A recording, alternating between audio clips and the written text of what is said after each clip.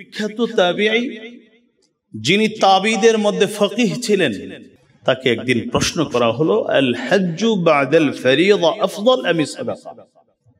প্রথমবার তো হজ করা ফরজ, তো একবারের পরে দ্বিতীয়বার, তৃতীয়বার, পঞ্চমবার, দ্বাদশবার, 50তম বার হজ করা এটা উত্তম, নাকি আল্লাহর রাস্তায় সদকা করে দেওয়া গরিবদের জন্য এটা উত্তম?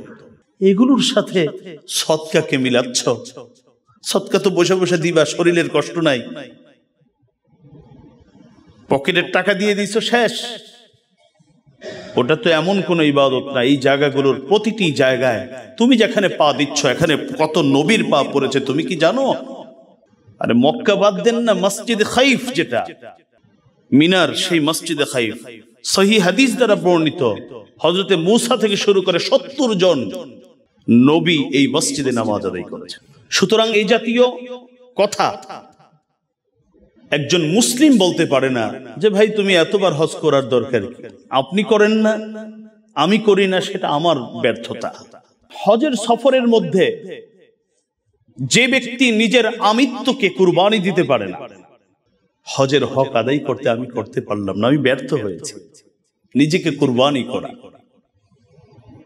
আর নেককার, পরহেজগার, মুত্তাকি এবং এই হজ বিষয়ে জানে এমন মানুষ খুঁজে তাদের সাথে হজ করা, এটা হজের আদব। হাজী সাহেবদেরকে কষ্ট দিয়ে তাদেরকে এইভাবে অপদস্থ করে যে অর্থ কামাই করতে হয়, ওরকম অর্থের তোমার কাছে চাই না। কাবা ঘর দ্বারা প্রথম দিনেই দোয়া করেছে। লতাইফুল মাআরিফ ইবনে রজব কিতাবে পাবেন, হযরত আনাস ইহরাম বাঁধার পর থেকে হালাল হওয়া পর্যন্ত একটা দুনিয়াবি কথা তিনি বলতেন না, একটাও না। সারাদিন কান্না করে গুনাহ মাফ নিতে পারি না, সব মাফ করে একটা পবিত্র জীবন আমার আল্লাহ ফিরিয়ে দিবেন, এটার জন্য আমার ইহরামটা কেমন হওয়া লাগবে, হযরত আলী ইবনুল হুসাইন থেকে শিখার বিষয়, আনাস ইবনে মালিক থেকে শিখার বিষয়। কষ্ট লাগে, কলিজা ফেটে যায়। বিশ্বাস করেন, তওয়াফ চলছে, কথাও চলছে, তওয়াফও চলছে, হাসি তামাশাও চলছে, তওয়াফও চলছে, আরো কত কি চলছে। আমার গুনাহ আজকে মোচন হয় নাই, এই চিন্তা যে ব্যক্তি লালন করে ওর থেকে হতভাগা আর কেউ নাই। কারণ এই জায়গায় আমার আল্লাহ যাকে নেন তাকে ক্ষমা করার জন্য নেন, কিন্তু ক্ষমাটা আমাকে নিতে হবে। একজন আমাকে একটা কিছু দিচ্ছেন, পানি দিচ্ছেন ঢেলে, আমাকে তো সেই জায়গায় পাত্রটা ধরতে হবে, তখনই তো পানিটা আমি পাবো, না হলে তো পানি ডানে বামে পড়ে যাবে। উনি তো দেওয়ার জন্য প্রস্তুত, কিন্তু আমাকে নেওয়ার জন্য প্রস্তুতি নিতে হবে। আমি জমজমের পানি পান করি, কি নিয়তে পান করি? একটু ঠান্ডা লাগে, ভাল লাগে, খাই। আর হযরত ওমর ইবনুল খাত্তাব জমজমের পানি হাতে নিয়ে বলতেন, আল্লাহ কিয়ামতের দিনে বলে তৃষ্ণা আসবে, ওই তৃষ্ণা নিবারণের জন্য আমি জমজমের পানি পান করতেছি, ওদিন আমার যেন তৃষ্ণা না লাগে। وعن أبي هريرة رضي الله تعالى عنه قال قال رسول الله صلى الله عليه وسلم العمرة إلى العمرة كفارة لما بينهما والحج المبرور ليس له جزاء إلا الجنة رواه البخاري ومسلم أو كما قال عليه الصلاة والسلام। নামাজে যে দুরূদ পড়ে থাকি মুহাব্বতের সাথে, আদবের সাথে পাঠ করুন, আল্লাহুম্মা সাল্লি আলা محمد وعلى آل محمد كما صليت على إبراهيم وعلى آل إبراهيم إنك حميد مجيد اللهم بارك على محمد وعلى آل محمد كما باركت على إبراهيم وعلى آل إبراهيم إنك حميد مجيد। আলহামদুলিল্লাহ, সম্মানিত মুসল্লিয়ান, আলোচনার শুরুতেই শুকরিয়া আদায় করছি সেই মহান মালিকের পবিত্র দরবারে, যিনি সালাতুল জুমা আদায় করার উদ্দেশ্যে পৃথিবীর এই পবিত্রতম স্থানে আসার, বসার, কোরআন এবং সুন্নাহ থেকে কথা বলার এবং শোনার তৌফিক আমাদেরকে দান করেছেন, সুযোগ করে দিয়েছেন। যেই মহান রব আমাদেরকে এই বিশাল নিয়ামত দান করলেন, তারই পবিত্র শাহী দরবারে কালিমাতুশ শুকর আদায় করে সকলেই পড়ি আলহামদুলিল্লাহ। সম্মানিত হাজরিন, ইতিমধ্যে আমি আপনাদের সম্মুখে কুরআনুল কারীম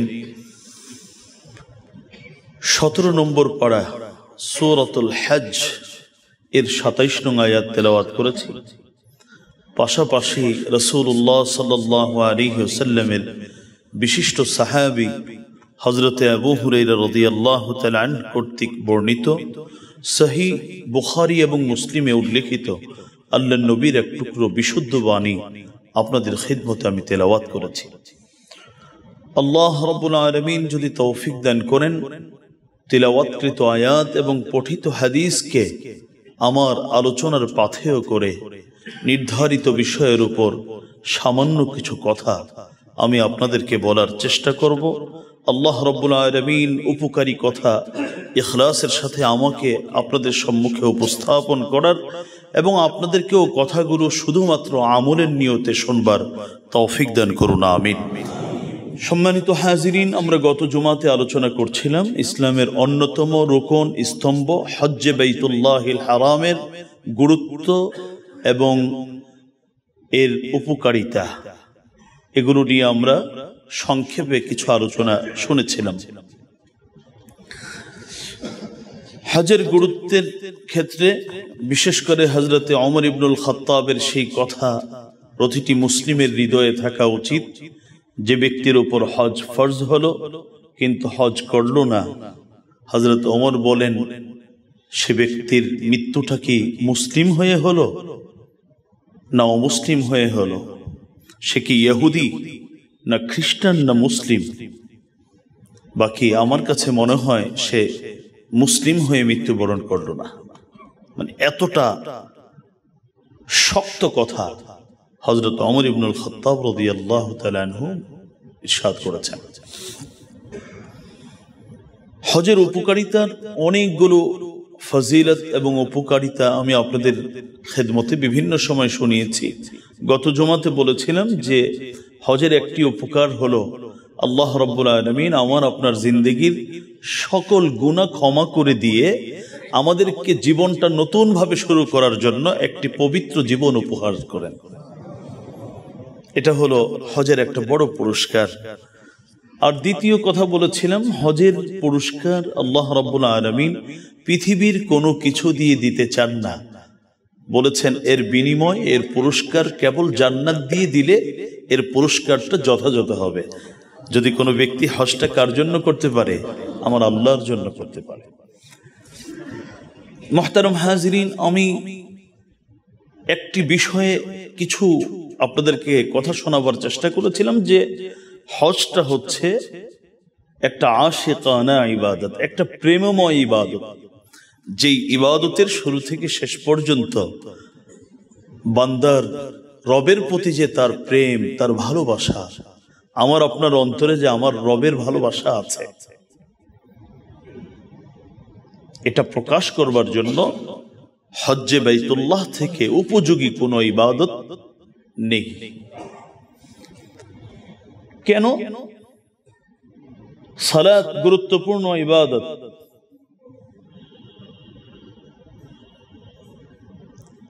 ঈমান গুরুত্বপূর্ণ ইবাদত, যাকাত গুরুত্বপূর্ণ ইবাদত, সাওম রোজা রাখা গুরুত্বপূর্ণ ইবাদত।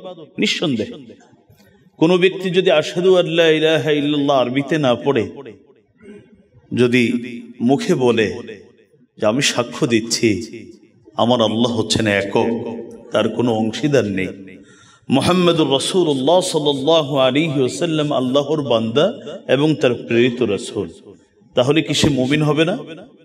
অবশ্যই মুমিন হবে। তার মানে হলো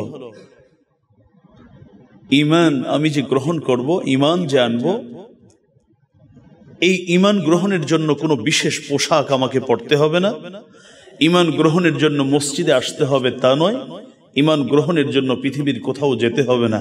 আমি আপনার ঘরে বসে, আমার প্রতিষ্ঠানে বসে, পথে ঘাটে যেখানে মন চায় সেখানে যে কোনো ভাষায় আমার ইবাদত গ্রহণ করার, ঈমান গ্রহণ করার সুযোগ রয়েছে। যাকাত, সাওম ঠিক একই কথা। কোনো ব্যক্তি চাইলে ঘরে বসে বসে যাকাত আদায় করতে পারে, সফরে থেকে যাকাত আদায় করতে পারে, অমুসলিম দেশে বসেও যাকাত আদায় করতে পারে। যাকাত আদায়ের জন্য কোনো বিশেষ পোশাক, কোনো বিশেষ ভাষা ব্যবহার করার কোনো প্রয়োজন নেই। রোজাও ঠিক আমি আমার পরিবারের সাথে থেকে, আমার স্বজনদের পাশে থেকে রোজা রাখার সুযোগ আছে।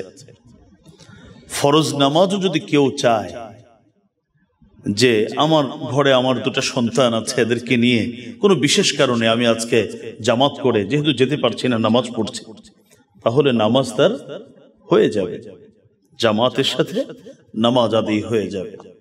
কিন্তু হজ্জে বাইতুল্লাহিল হারাম এমন একটি ইবাদত, যেই ইবাদতের পোশাক থেকে শুরু করে, স্থান থেকে শুরু করে সব কিছু আমার আল্লাহ রাব্বুল আলামিন নিজে পছন্দ করে দিয়েছেন।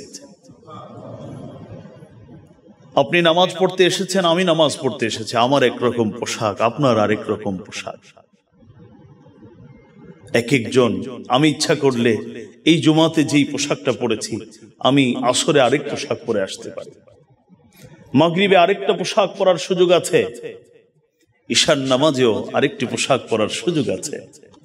কিন্তু হজ্জে বাইতুল্লাহিল হারাম এমনটি নয়। একটু খারাপ লাগছে, পবিত্র ইহরাম পরিবর্তন করে আরেকটি কাপড়, না, সুযোগ নেই। পোশাক এর কালার, রং কি হবে তিনি পছন্দ করে দিয়েছেন। রাসূলুল্লাহ সাল্লাল্লাহু আলাইহি ওয়াসাল্লাম তিনি নিজে করে এবং বক্তব্যের মাধ্যমে পৃথিবীর মুসলিম উম্মাহকে জানিয়ে গেছেন। তাহলে হজ হলো এমন একটি ইবাদত, যে ইবাদতের শুরুতে আমার আল্লাহ পোশাক নির্ধারণ করে দিলেন, বললেন পোশাকটা আমার পছন্দ অনুযায়ী পরো। ঘর ছেড়ে দাও, প্রতিষ্ঠান যেটাকে তুমি 50 বছরে গড়লে ওগুলোর মায়া ভালোবাসা ছাড়ো, তোমার পদ পদবী, তোমার দৈহিক সৌন্দর্য সবকিছুকে বিসর্জন দাও। এবার একটা সিলাইবিহীন, যার মধ্যে কোনো ধরনের ডিজাইন নেই, যেই কাপড় পরলে তুমি কি মিসকিন না তুমি কি ধনী, তোমার সামাজিক মর্যাদা কি, কিছুই বুঝার কোনো উপায় নেই, এমন একটি পোশাক তুমি পরিধান করো। আল্লাহ রাব্বুল আলামিন এই হজের ক্ষেত্রে তুমি কোন কথাটা বলবে, কিভাবে বলবে, সেটাও রাসূলুল্লাহ শিখিয়ে দিয়েছেন। যে কোনো শব্দ বলো না, আমার পছন্দের শব্দটা বলো, লাব্বাইক আল্লাহুম্মা লাব্বাইক লাব্বাইক লা শারীকা লাক লাব্বাইক ইন্নাল হামদা ওয়ান নি'মাতা লাক ওয়াল মুলকা লা শারীকা লাক লাব্বাইক আল্লাহুম্মা লাব্বাইক লাব্বাইক লা শারীকা লাক লাব্বাইক। একবার নয়, দুইবার নয়, এখন তো 6 ঘন্টা 8 ঘন্টায় ইচ্ছা করলে হাজার হাজার বার পড়া যায়। কিন্তু যখন হজের এই মুবারক সফর ছিল 6 মাসের, তখন কত লক্ষ বার, একবার পড়ে ক্ষান্ত হওয়ার সুযোগ নেই। নামাজের মধ্যে আল্লাহু আকবার একবার বলে এরপর অন্যটা শুরু করো না, তালবিয়া চলতে থাকবে, চলতে থাকবে, উপরে উঠবে পড়ো, নিচে নামবে পড়ো, যতক্ষণ মন চায় পড়তে থাকো। যত বেশি পড়বে তোমার ডাক, তোমার এই হাজিরি, তোমার এই উপস্থিতি তোমার রব গ্রহণ করার বেশি সুযোগ থাকবে। এই জন্য তো পৃথিবী সারা বহু মানুষের হজ এবং উমরার সফরে থেকে যতটুকু জানা যায়, তারা সফরের শুরু থেকে শেষ পর্যন্ত শুধু এটাই বলতেন, লাব্বাইক আল্লাহুম্মা লাব্বাইক, আল্লাহ আমার হাজিরাটা গ্রহণ করো তুমি, আমি যে উপস্থিত আমার সবকিছু ছেড়ে যে আমি তোমার জন্য আসতে পেরেছি, এটাকে গ্রহণ করো। সুতরাং যেদিন আমি সবকিছু ছেড়ে তোমার কাছে আসব, সেদিন আমাকে ফেলে দিও না। আজকে আমি সবকিছু ছেড়ে তোমার কাছে এসেছি, একদিন তো সবকিছু ছেড়ে প্রকৃতপক্ষে আজকে তো তোমার ঘরে যাচ্ছি, একদিন তোমার কাছেই যাব, সেদিন আমাকে ভুলে যেও না। এটাই হলো লাব্বাইক আল্লাহুম্মা লাব্বাইকের অর্থ। মুহতারাম হাজিরিন, আমি গত জুমাতে বলতেছিলাম বিখ্যাত তাবিঈ, শুধু তাবিঈ নয়, তিনি সাইয়্যিদুল কুররা ছিলেন। তাবিদের মধ্যেও তার তেলাওয়াত, কোরআন তেলাওয়াত ছিল সকলের প্রিয় তেলাওয়াত। হযরত তালহা আল ইয়ামি তিনি বলতেন, আমরা তাবিগণ নিজেরা পরস্পরে আলোচনা করতাম, বলতাম যদি আমাদের জীবনের শেষ আমল, 3টি আমলের কোনো একটি আমল হয়, তাহলে ইনশাআল্লাহ আমরা জান্নাতি। 1 নম্বর, মান সামা রমাদান, যে ব্যক্তি রমজানের রোজা রাখলো, ফাইদান কদা শাহর, রমজানের মাসও শেষ, রোজাও শেষ, ওই ব্যক্তির হায়াতও শেষ, রমজানের সাথে সাথে ইন্তিকাল করেছে, তখন আমরা মনে করতাম এই লোকটা জান্নাতি। কারণ নবীজি বলেছেন, যে ব্যক্তি রমজানের রোজা রাখলো ঈমান সহকারে এবং গুনাহ মাফের আশায়, আল্লাহ রাব্বুল আলামিন তার পিছনের জিন্দেগির গুনাহ মাফ করে দিবেন। সুতরাং গুনাহ মাফের পরে যে ব্যক্তি মৃত্যুবরণ করে, তার গন্তব্য জান্নাত ছাড়া আর কি হতে পারে। 2 নম্বর, যে ব্যক্তি হজ্জে বাইতুল্লাহ করলো, হজ থেকে আসার পর ইন্তিকাল করেছে। হযরতে তালহা আল ইয়ামি বিখ্যাত তাবী, সাহাবীদের পরের যুগের লোক, তিনি বলতেন, আমাদের তাবিগণ আমরা মনে করতাম এই লোকটা জান্নাতি, আল্লাহ তাকে জাহান্নামের আগুনে পোড়াতে পারেন না। কারণ মেহমানকে অসম্মান করা তো এটা খুব বাজে এবং খুব ছোট মানসিকতা। এই মাত্র আমার আল্লাহ তাকে মেহমান হিসেবে ডাকলেন, আবার পরেই তাকে জাহান্নামে দিবেন, এটা কেমন করে হতে পারে? আমার আল্লাহ থেকে ভদ্রতা, সভ্যতা বেশি কার আছে? 3 নম্বর, যে ব্যক্তি উমরা পালন করে, আল্লাহর জন্য উমরা পালন করে ফিরলো, ফিরার সাথে সাথে যে ব্যক্তি মৃত্যুবরণ করলো, সে ব্যক্তিও জান্নাতি এবং জাহান্নাম থেকে আল্লাহ তাকে মুক্তি দান করবেন। মুহতারাম হাজিরিন, সেজন্যই পৃথিবীর সেরা মানুষগণ তারা কিন্তু আমাদের মতো ছিলেন না। আমরা তো মনে করেন কেউ চাকরি, কেউ পড়ালেখা, কেউ ব্যবসা বাণিজ্য, এগুলো নিয়েই ডুবে থাকি, কিছু সময় ইবাদতে আসে। কিন্তু পৃথিবীর সেরা মানুষগণ তাদের জীবনী তালাশ করলে দেখা যায় তারা সারাক্ষণই ইবাদতের মধ্যে ছিলেন। তথাপিও এই মানুষগুলো জীবনে 1 বার, 2 বার, 5 বার, 10 বার নয়, কেউ 80 বার, কেউ 70 বার, কেউ 60 বার, কেউ 55 বার হজ্জে বাইতুল্লাহিল হারাম করেছেন। মুহতারাম হাজিরিন, আমি কয়েকজনের নাম আপনাদের কাছে তুলে ধরছি। হযরত ওমর ইবনুল খাত্তাব রাদিয়াল্লাহু তাআলা, আমি যে সংখ্যাগুলো বলছি, যেগুলো অত্যন্ত নির্ভরযোগ্য কিতাব, ওখানে যেগুলো আছে সেই তথ্যগুলো আপনাদেরকে শোনাচ্ছি, এর বেশিও হতে পারে। হযরত ওমর তিনি 9 বার হজ্জে বাইতুল্লাহিল হারাম করেছেন। হযরত ওসমান রাদিয়াল্লাহু তাআলা তিনিও 9 বার হজ করেছেন। ইমাম আবু হানিফা আলাইহির রাহমাহ তিনি 55 বার হজ্জে বাইতুল্লাহিল হারাম করেছেন। ইমাম আবু হানিফা। ইমাম আহমদ ইবনে হাম্বল তিনি 5 বার হজ্জে বাইতুল্লাহিল হারাম করেছেন। ইমাম বুখারী তার এক কিতাব থেকে জানা যায়, নির্ভরযোগ্য কিতাব আল্লামা বদরুদ্দিন আইনির লিখা বুখারী শরীফের ব্যাখ্যা গ্রন্থ উমদাতুল কারিতে তিনি নিজে বর্ণনা করেন যে আমি ইরাকের বাসরায় গিয়েছিলাম এবং সেখানে 5 বছর আমি একটা কিতাব লিখছিলাম। ধারাবাহিক 5 বছর আমি বসরা থেকে গিয়ে সেই মক্কাতে হজ করেছি এবং 5 বার ওখান থেকে ফিরে এসে আবার কিতাব লিখেছি। ইমামে বুখারী আলাইহির রাহমাত। তার মানে একবারের পরে যেগুলো করেছেন এগুলো কি ফরজ কিন্তু ছিল না, বারংবার করেছেন। আরো কতবার করেছেন আল্লাহ ভালো জানেন। তাবেঈদের মধ্যে কয়েকজনের কথা বলি। হযরত আসওয়াদ ইবনে ইয়াজিদ সাহাবীদের কাছ থেকে সরাসরি ইসলামী জ্ঞান যারা অর্জন করেছেন তাদের মধ্যে অন্যতম হযরত আসওয়াদ ইবনে ইয়াজিদ। হযরত আসওয়াদ ইবনে ইয়াজিদ তিনি জিন্দেগিতে 80 বার হজ এবং উমরার সফর করেছেন এবং এই 80 বার তিনি যে হজ উমরার সফর করেছেন, যে বছর তিনি হজ করতে গিয়েছেন তখন আর তিনি উমরা করেননি, আর যখন উমরা করতে গিয়েছেন তখন আর হজ করেননি। অর্থাৎ সফর বেশি করবার চেষ্টা করেছেন। কারণ তার একজন উস্তাদ ছিলেন হযরত আব্দুল্লাহ ইবনে মাসউদ রাদিয়াল্লাহু তাআলা আনহুমা। তিনি বলতেন, আমার কাছে খুব মনে চায়, আমার কাছে ভালো লাগে যে হজ এবং উমরার সফর ভিন্ন ভিন্ন হবে।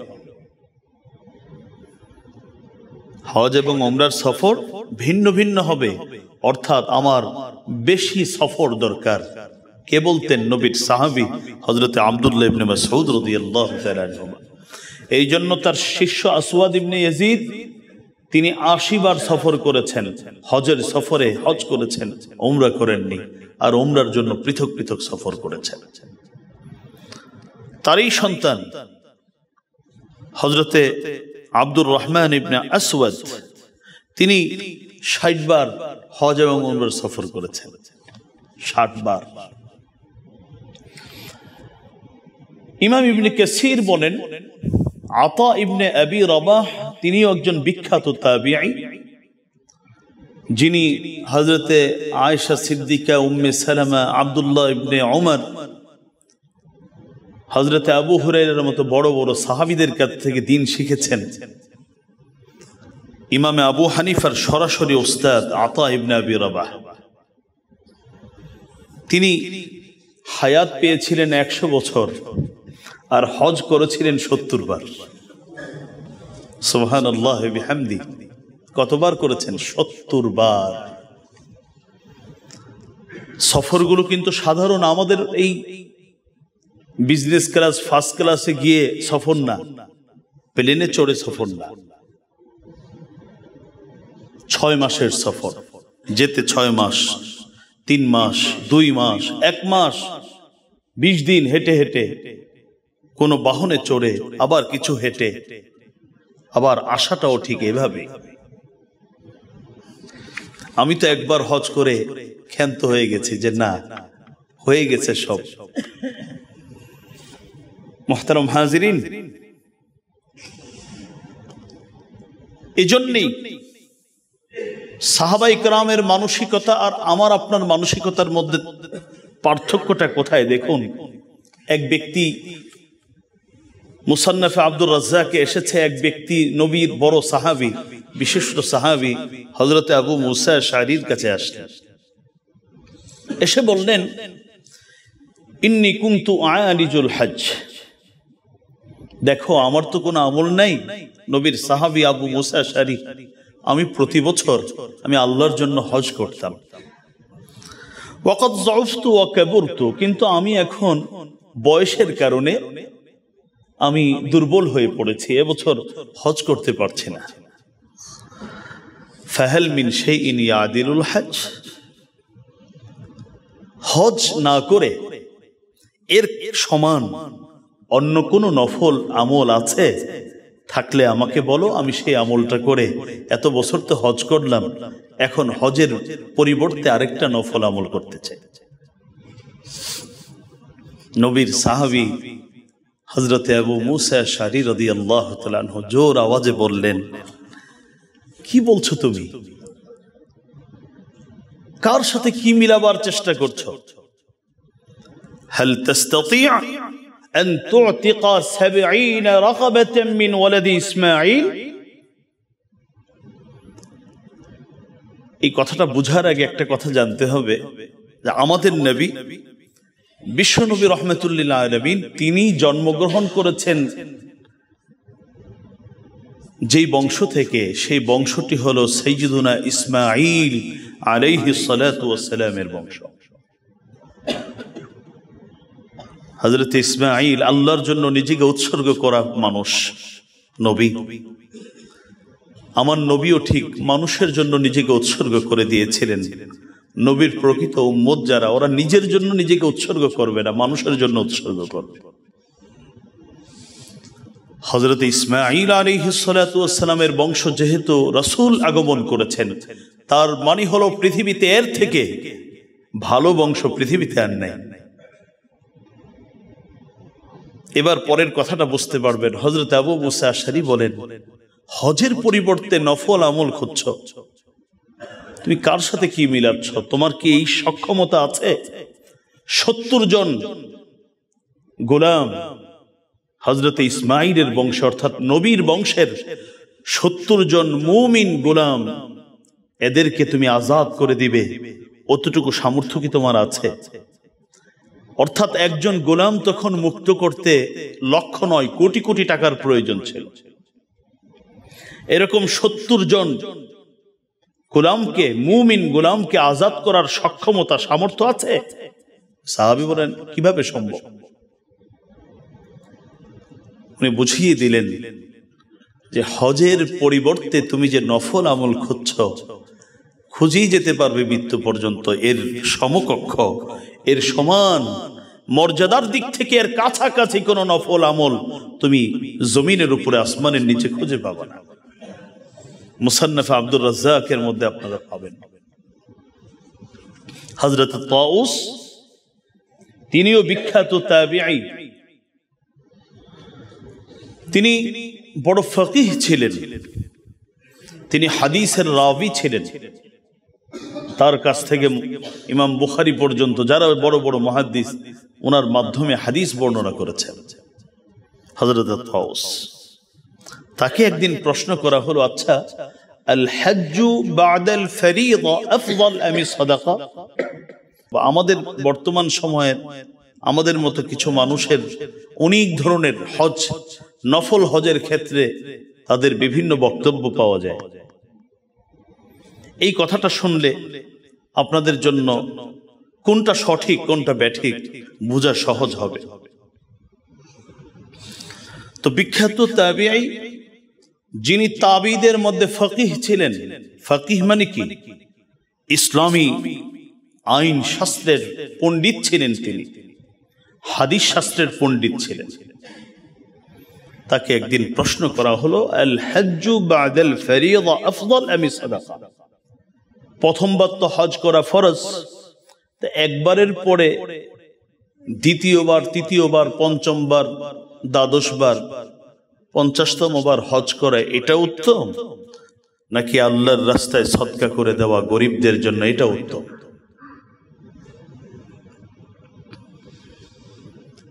এবার এই প্রশ্ন আপনারা অনেক জায়গায় শুনে থাকার কথা। হযরত তাউস সেদিন একটা ধমক দিয়ে বললেন, আইনাল হিল ওয়াল হিয়াল, আইনাল হিল ওয়াল রাহিল? কার সাথে তোমরা কি মিলাচ্ছ? হজের জন্য মক্কাতুল মুকাররমার আশপাশে হজের কাজ সম্পাদনের জন্য যে একটু একবার ডানে যাও, একবার বামে যাও, একবার মিনায়, একবার মুজদালিফায়, একবার আরাফায়, আবার মিনায়,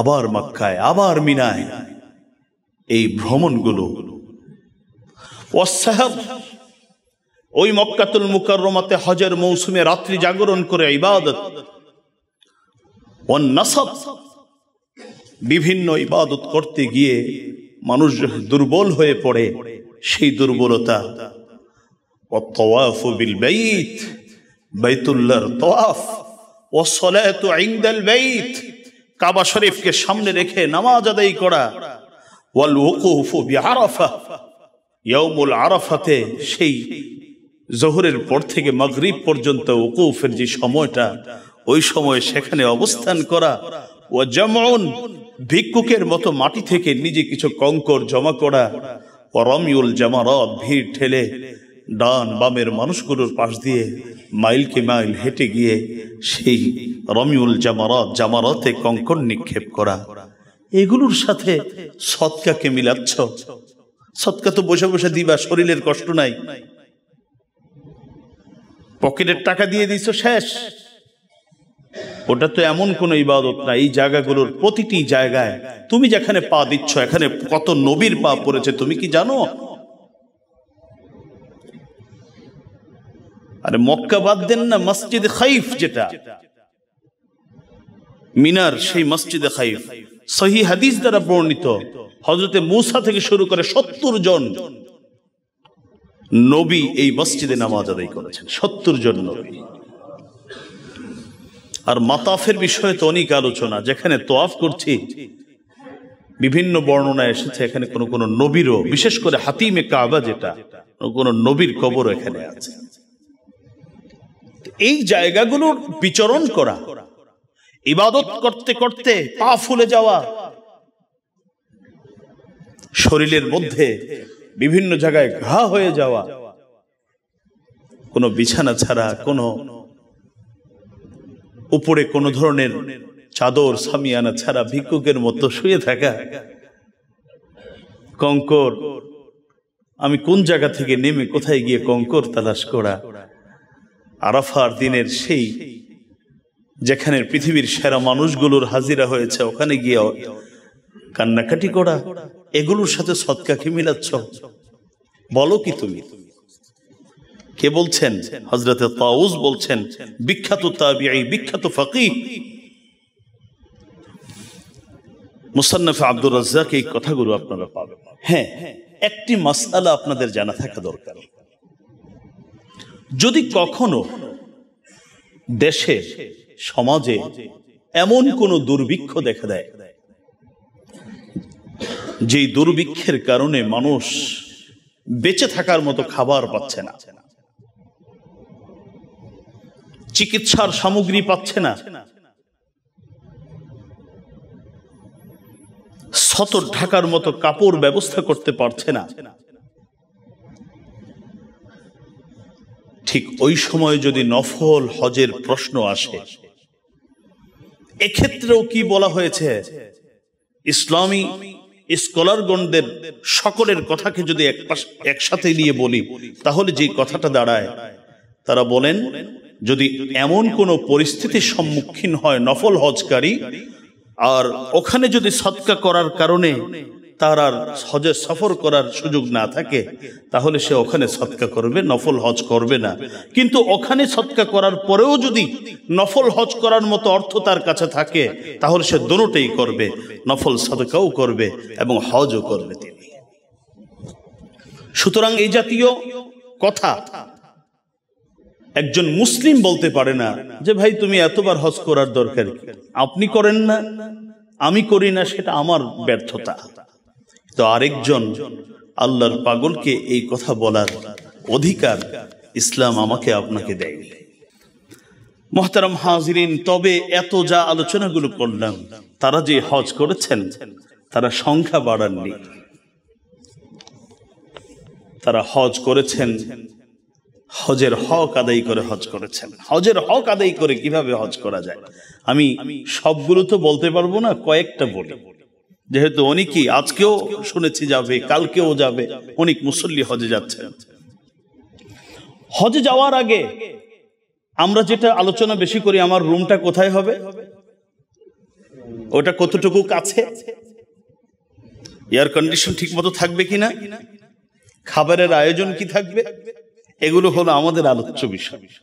হয়তো আপনারা করেন না, আমি অন্য জায়গার কথা বলছি।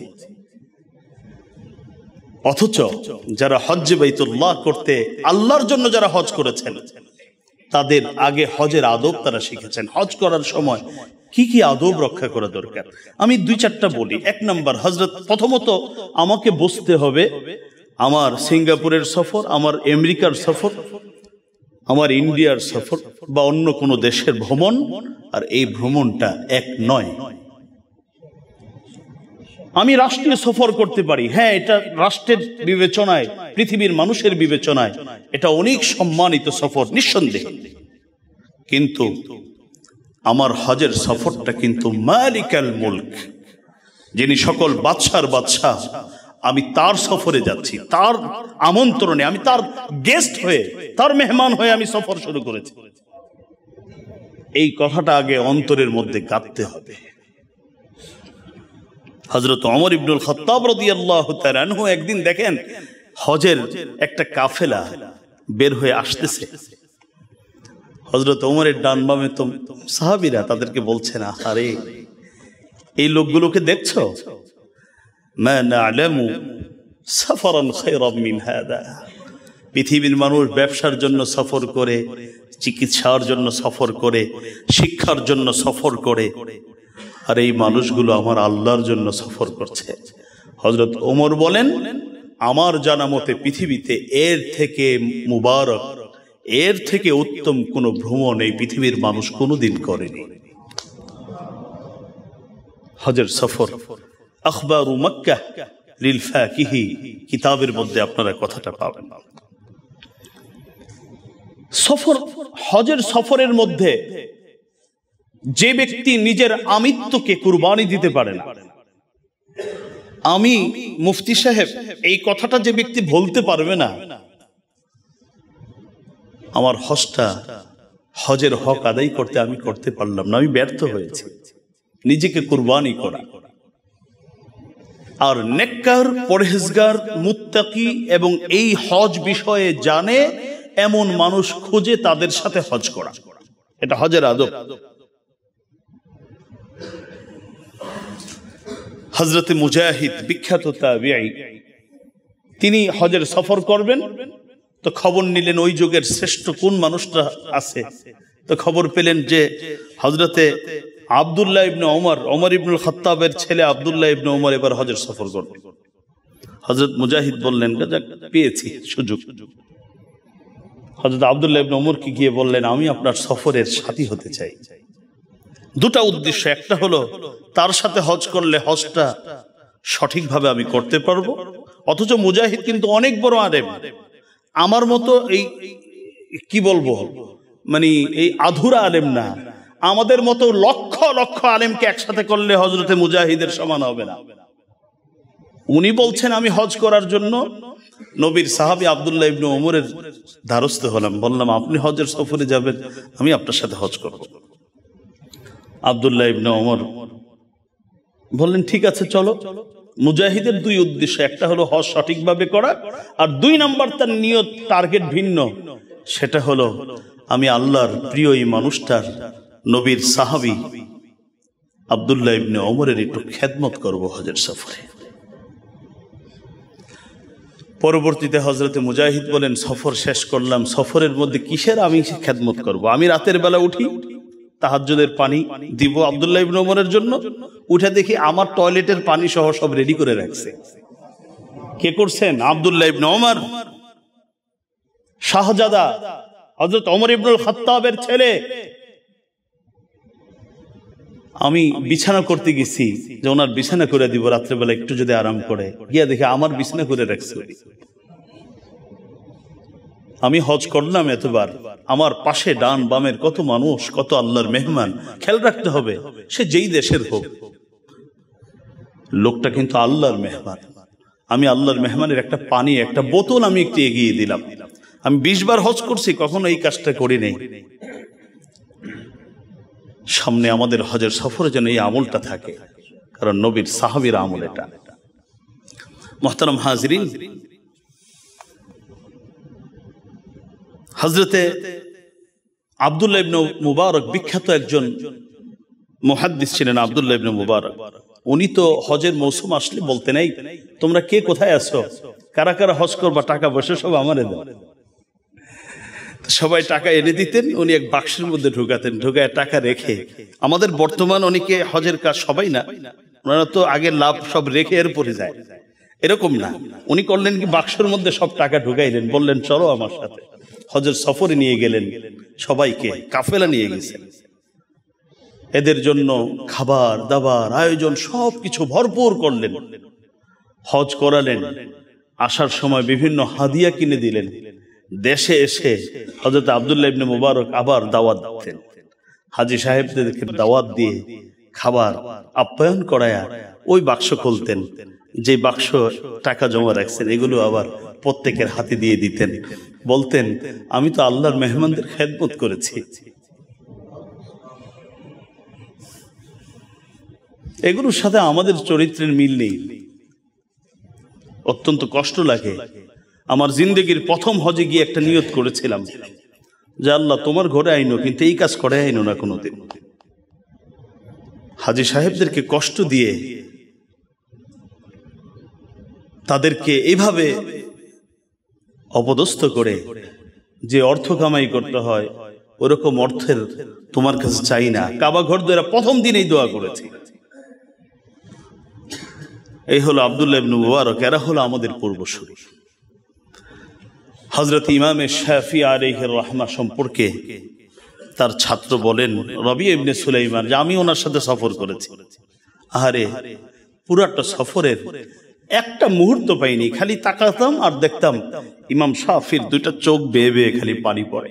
উপরে ওঠার সময়ও কাঁদে, নিচে নামার সময়ও কাঁদে। এটা হলো হজের আদব। মুহতারাম হাজিরিন, সংক্ষেপে আরো দুই একটা কথা বলতেই হয়। ইহরাম যখন শুরু হবে, আমি তো সাদা কাপড় পরেই ফোন শুরু করি, মোবাইল ব্যবহার করা, যত দায় দায়িত্ব আছে, যে এখন অবসর টাইম, পরে তো তোয়াফ শুরু হবে, কথাবার্তা শুরু হয়ে যায় না, এটা ঠিক নয়। নবীর সাহাবী হযরত আনাস ইবনে মালিক রাদিয়াল্লাহু তাআলা আনহু সম্পর্কে এসেছে, লতাইফুল মাআরিফ ইবনে রজব কিতাবে পাবেন, হযরত আনাস ইহরাম বাঁধার পর থেকে হালাল হওয়া পর্যন্ত একটা দুনিয়াবি কথা তিনি বলতেন না, একটাও না।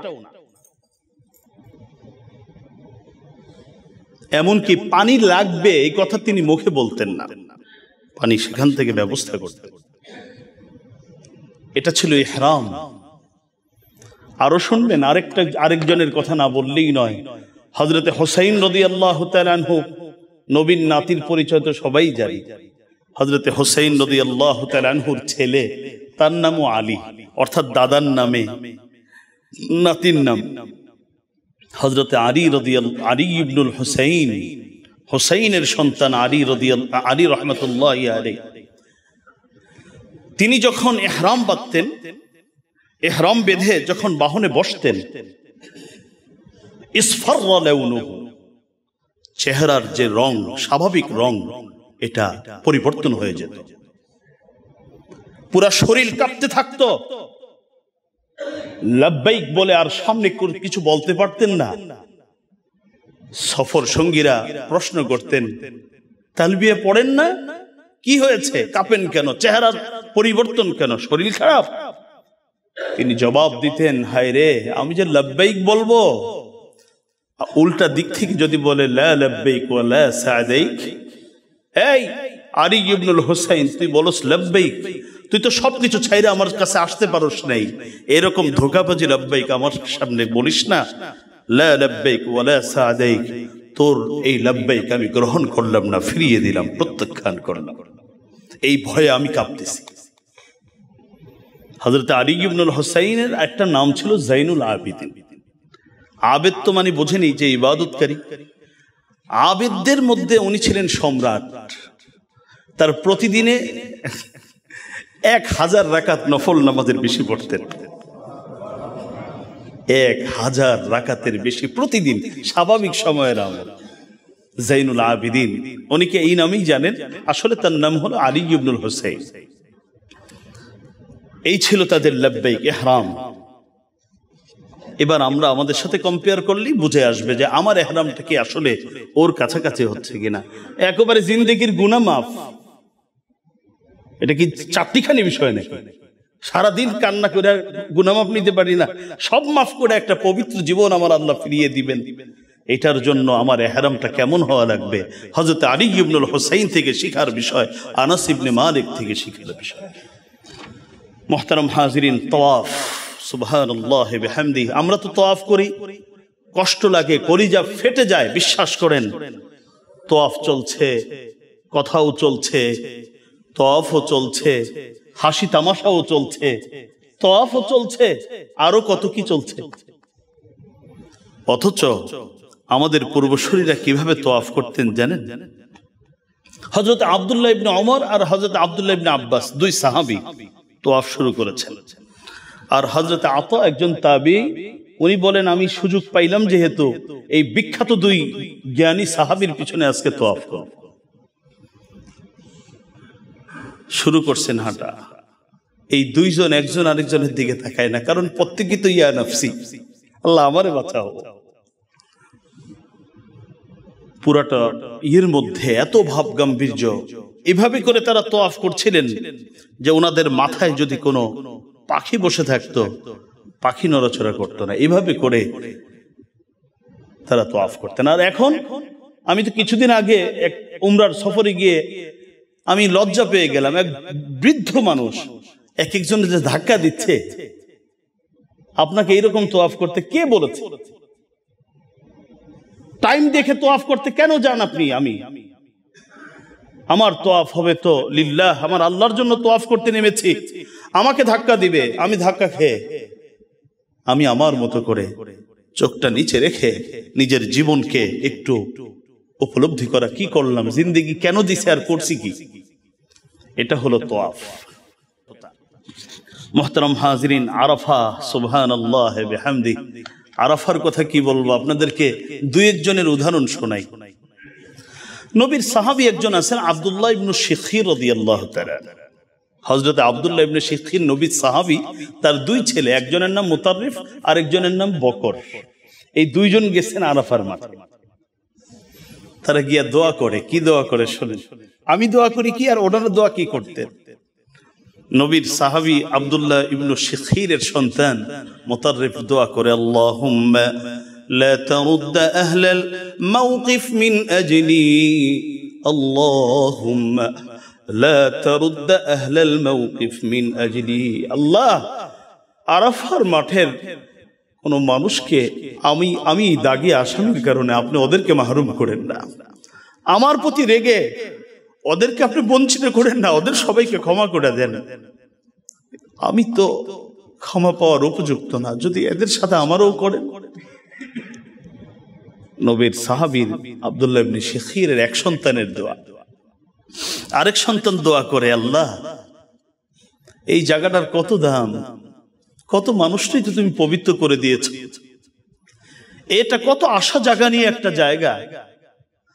এই সফরে যদি আমার মতো হতভাগা, আমার মতো দাগি আসামি না থাকতাম, তাহলে তো আজকে সবাই এই জায়গার মর্যাদা নষ্ট হইতো না। আমার কারণে তো জায়গার মর্যাদা নষ্ট হয়ে গেল। মুহতারাম হাজিরিন, আমি আপনিও আরাফার ওকুফ করি। খাবার কেমন, আয়োজন কেমন, কখনো কি এগুলো চিন্তা করার সুযোগ পেয়েছি? মুহতারাম হাজিরিন, হযরত সুফিয়ান আস-সাউরি, তিনি তবে তাবিঈ ছিলেন, বিখ্যাত মুহাদ্দিস, বিখ্যাত ফাকিহ। হাদিসের কিতাব এবং ফিকহের কিতাব লেখা হবে, আর ওখানে সুফিয়ান আস-সাউরি এবং সুফিয়ান ইবনে উয়াইনা, দুইজন সুফিয়ান, এই দুইজনের নাম থাকবে না, এটা অসম্ভব প্রায়। হযরত সুফিয়ান আস-সাউরি, তাকে বিখ্যাত মুহাদ্দিস আব্দুল্লাহ ইবনুল মুবারক গেলেন তাকে দেখার জন্য। আরাফার দিনে গিয়ে দেখে হাঁটু গেড়ে মানুষ যখন একেবারে ক্লান্ত হয়ে যায়, ব্যর্থ হয়, তখন মানুষ কি করে, মাথা নিচা করে দাঁড়ায় থাকে। দেখে যে এইভাবে মাথা নিচা করে দাঁড়ায় আছে, আর চোখ দিয়ে টলটল করে পানি পড়ছে। সুফিয়ান আস-সাউরি গিয়ে জিজ্ঞেস করলেন, আরাফার দিনে কান্না করতেছেন এই পর্যায়ে, এখন তো সময় শেষ, এখন আর কান্না করার কি আছে? বাকি আজকে সবচেয়ে নিকৃষ্ট মানুষটাকে বলেন তো? হযরত সুফিয়ান আস-সাউরি বলেন, যে ব্যক্তি এই আশা করে বা এই ধারণা রাখে যে আমার গুনাহ আল্লাহ আজকে মাফ করে নাই, আমার গুনাহ আজকে মোচন হয় নাই, এই চিন্তা যে ব্যক্তি লালন করে, ওর থেকে হতভাগা আর কেউ নাই। কারণ এই জায়গায় আমার আল্লাহ যাকে নেন তাকে ক্ষমা করার জন্য নেন, কিন্তু ক্ষমাটা আমাকে নিতে হবে। একজন আমাকে একটা কিছু দিচ্ছেন, পানি দিচ্ছেন ঢেলে, আমাকে তো সেই জায়গায় পাত্রটা ধরতে হবে, তখনই তো পানিটা আমি পাবো, না হলে তো পানি ডানে বামে পড়ে যাবে। উনি তো দেওয়ার জন্য প্রস্তুত, কিন্তু আমাকে নেওয়ার জন্য প্রস্তুতি নিতে হবে। মোহতারাম হাজরিন, আমি জমজমের পানি পান করি, কি নিয়তে পান করি? একটু ঠান্ডা লাগে, ভাল লাগে, খাই। আর হযরত ওমর ইবনুল খাত্তাব জমজমের পানি হাতে নিয়ে বলতেন, আল্লাহ, কিয়ামতের দিনে বলে তৃষ্ণা আসবে, ওই তৃষ্ণা নিবারণের জন্য আমি জমজমের পানি পান করতেছি, ওদিন আমার যেন তৃষ্ণা না লাগে। হযরত ওমর এইভাবে জমজমের পানি পান করতেন। হযরতে আব্দুল্লাহ ইবনে আব্বাস রাদিয়াল্লাহু তাআলা আনহুমা, পৃথিবীর সেরা মুফাসসির, তিনি জমজমের পানি নিয়ে বলতেন, আল্লাহুম্মা ইলমান নাফিআ ওয়া রিজকান ওয়াসিআ ওয়া শিফাআন মিন কুল্লি দা। আল্লাহ গো, আমাকে এই পানি আমি শুধু ভিতরটাকে ঠান্ডা করার জন্য দিচ্ছি না, এই পানি নিয়ে তোমার কাছে দোয়া করছি, তুমি আমাকে উপকারী জ্ঞান দান করো, যেই জ্ঞানের মাধ্যমে আমি এবং মানুষ উপকৃত হতে পারবে। রিজকান ওয়াসিয়া, প্রশস্ত রিজিক দান করো। শিফাআন মিন কুল্লি দা, বাহ্যিক এবং আভ্যন্তরীণ সব রোগ থেকে আমাকে মুক্তি দাও। এভাবে করে পানি পান করতেন। মুহতারাম হাজিরিন, এক কথায় তাদের এই সফরটা ছিল যেহেতু আল্লাহর জন্য, এই মানুষগুলোর প্রতিটা কাজ তারা সেখানে নিজেকে ছোট করতে, নিজেকে মিটিয়ে দেওয়ার জন্য যা যা করা দরকার, যেভাবে কথা বলা দরকার, যেভাবে চলা দরকার, যেভাবে ইবাদত করা দরকার, সেভাবে তারা ইবাদত করতেন। আর ওই সময়টা তো আমরা তো ওখানে গিয়ে আমি আমার কথা বলে অনেকে শপিং এইটা সেটা করেই সময় সব নষ্ট করি। আর বিখ্যাত মানুষগুলোর ইবাদতের কথা তো বললামই না। এক পা অসুস্থ হয়ে গেছে, আরেক পা নিয়ে সারা রাত দাঁড়িয়ে দাঁড়িয়ে ইবাদত করেছে। এমনও ব্যক্তি ছিলেন, তার সম্পর্কে এসেছে যে তিনি কোনোদিন বিছানা পেতে ঘুমাতেন না, ঘুমাতেন সেজদার মধ্যে। ক্লান্ত হয়ে সেজদার মধ্যে ওইভাবে পড়ে যায় নামাজে অতক্ষণ ঘুমাতেন। এইভাবে ছিল তাদের হজ এবং উমরার সফর। যদি ওইভাবেই হজ উমরা আমি করতে পারি, আপনি করতে পারেন, ইনশাআল্লাহ এর বিনিময়ে আমার আল্লাহ জান্নাত দিবেন, জিন্দেগির গুনাহমোচন হবে, একটা পবিত্র জীবন আমার আল্লাহ আমাকে দান করবেন। যে আলোচনাগুলো করলাম, আল্লাহ আমাকে আপনাদেরকে সকলকে বুঝার, আমল করার তৌফিক দেন।